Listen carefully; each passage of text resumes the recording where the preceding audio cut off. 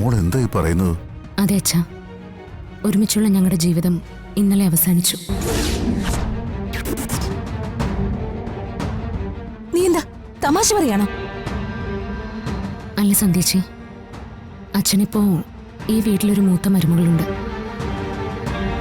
ഡോക്ടറായതുകൊണ്ട് അച്ഛൻ്റെ മരുന്നെടുത്തു തരാനും അച്ഛന് BP കൂടിയാ അതൊന്ന് ചെക്ക് ചെയ്ത് നോക്കാനും ഒക്കെ ഒരാളായി.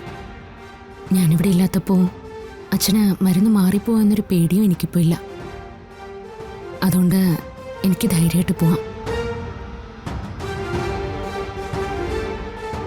മോളെ, നീ എന്തിനാ ഇങ്ങനെയൊക്കെ പറഞ്ഞ് എന്നെ വേദനിപ്പിക്കുന്നത്? അച്ഛൻ അതൊന്നും താങ്ങാൻ പറ്റില്ല. നാളെ ഞാനങ്ങ് മരിച്ചുപോയാ അച്ഛൻ എന്ത് ചെയ്യും?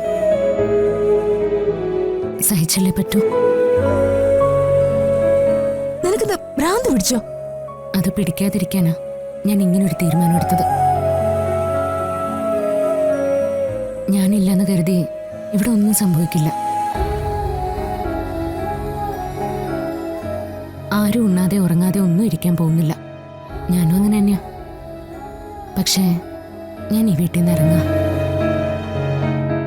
നിങ്ങൾ തമ്മിലുള്ള പ്രശ്നമൊക്കെ തീർന്നില്ലേ? അങ്ങനെയാണല്ലോ ധനുഷും സ്നേഹ ഇപ്പനോട് പറഞ്ഞത്. അവർക്ക് എന്തറിയാം? ഞാൻ ആരെയും കുറ്റപ്പെടുത്തുന്നില്ല.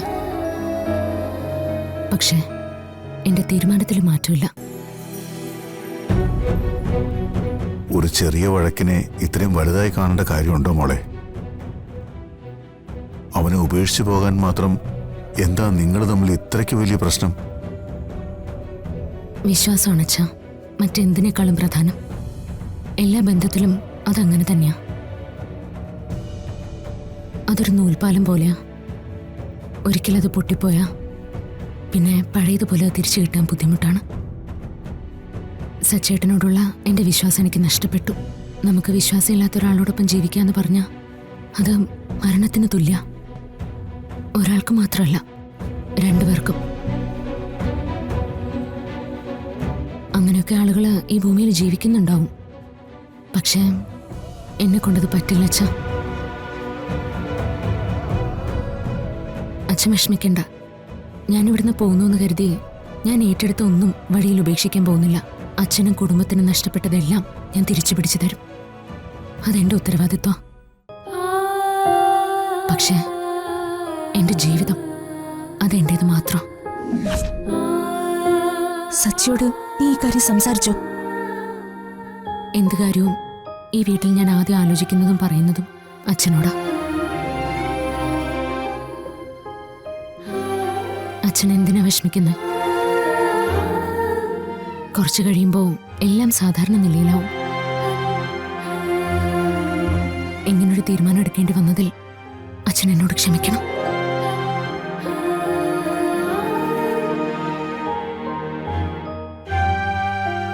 ഞാനില്ലാന്ന് കരുതി സമയത്തിന് മരുന്നൊന്നും കഴിക്കാതിരിക്കില്ലേ?